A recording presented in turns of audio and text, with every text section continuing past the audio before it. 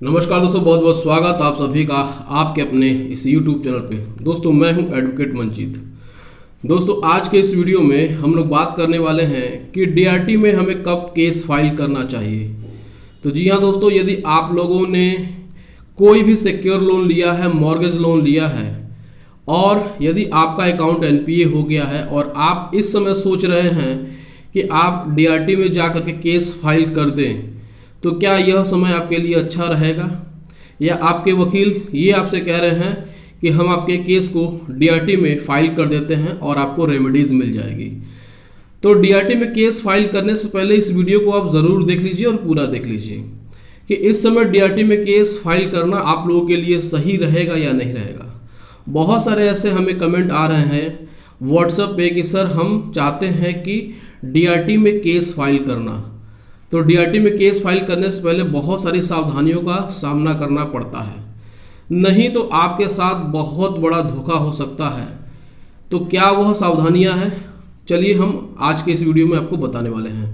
तो दोस्तों वीडियो को पूरा देखिएगा, कहीं भी स्किप मत करिएगा, नहीं तो आपको सारी बात समझ में नहीं आएगी। तो चैनल पर पहली बार आए हैं तो चैनल को सब्सक्राइब कर लीजिएगा, साथ ही साथ बेल आइकन दबा के ऑल नोटिफिकेशन को भी ऑन कर लीजिएगा, ताकि जब भी इस चैनल पे कोई वीडियो अपलोड हो तो उसके नोटिफिकेशन की जानकारी सबसे पहले आपको मिले। तो चलिए दोस्तों देर नहीं करते हैं, वीडियो को शुरू करते हैं। दोस्तों यदि आपने भी सिक्योरिटी दे करके या मॉर्गेज करके प्रॉपर्टी अपनी कोई भी सिक्योर लोन लिया है किसी भी बैंक से, इस समय होम लोन की कुछ ज़्यादा ही प्रॉब्लम हो रही है। यदि आपने डीएचएफएल से लोन लिया है या फिर आपने एचडीएफसी से होम लोन लिया है और अपनी प्रॉपर्टी में अपना मकान आपने मॉर्गेज किया है और आपका अकाउंट एनपीए हो गया है इस कोरोना की वजह से, तो आपको थोड़ी सी प्रॉब्लम होने वाली है। अब देखिए, आप चाहते हैं कि आप अपना केस डीआरटी में केस फाइल कर दें, लेकिन डीआरटी में केस फाइल करने से पहले बहुत सारे सावधानियों का आपको ध्यान रखना होगा। बहुत ही संभल करके आपको केस फाइल करना होगा। वे सावधानियाँ क्या हैं, सबसे पहले हम लोग जानते हैं।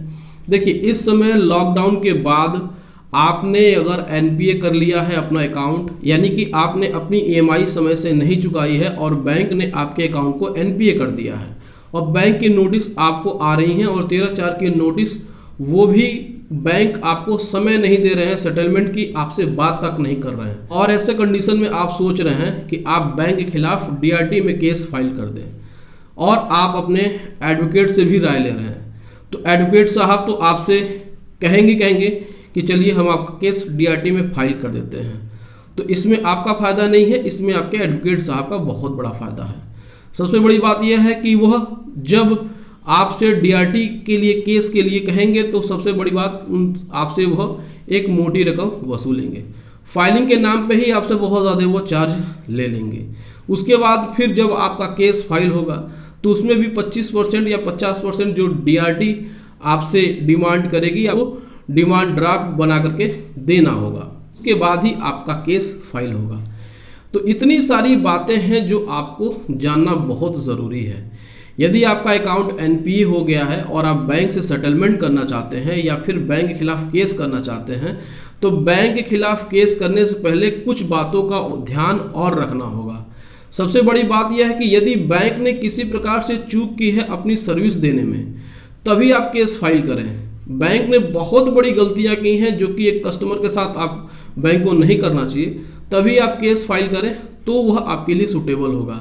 अन्यथा यदि बैंक ने सही समय पे आपको नोटिस दी है, सही समय पे आपके साथ उसने व्यवहार किया है, फ़ोन किया है, मैसेज किया है, नोटिस बाय डाक भेजी है, घर पे आकर के चिपकाया है नोटिस, तो ऐसे कंडीशन में आप बैंक के खिलाफ यदि डीआरटी कोर्ट में जाते हैं तो आपको नुकसान ही होगा, फायदा कभी नहीं होगा।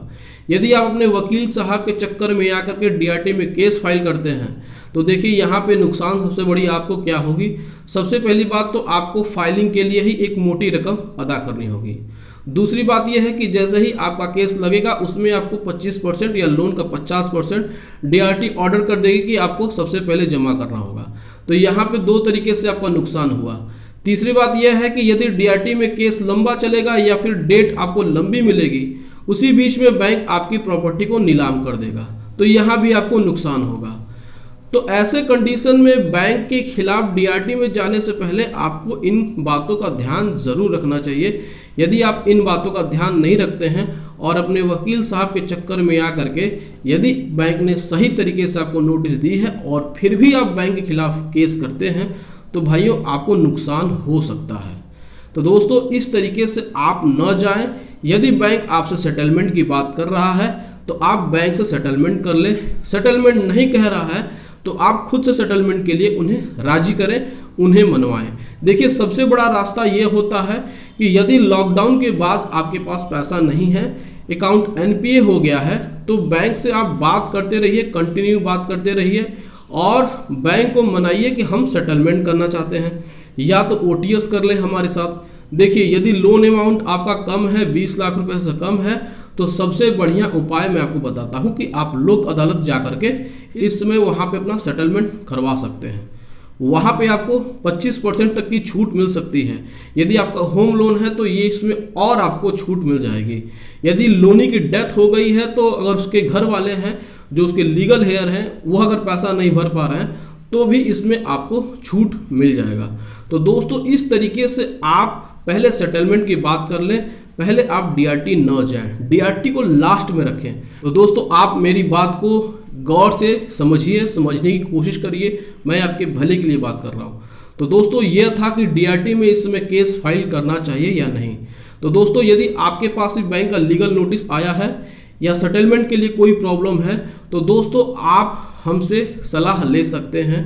दोस्तों स्क्रीन पे दिए हुए व्हाट्सएप नंबर पे आप जा करके व्हाट्सएप करके आप अपनी समस्या का समाधान पा सकते हैं। तो दोस्तों यह वीडियो आपको कैसा लगा कमेंट सेक्शन में जा करके कमेंट करके ज़रूर बताइएगा। वीडियो अच्छी लगी हो तो वीडियो को लाइक भी कर दीजिएगा, अपने दोस्तों यारों में शेयर भी कर दीजिएगा और हमारे चैनल को सब्सक्राइब करके हमें सपोर्ट ज़रूर प्रदान करिएगा। तो थैंक यू सो मच। जय हिंद दोस्तों।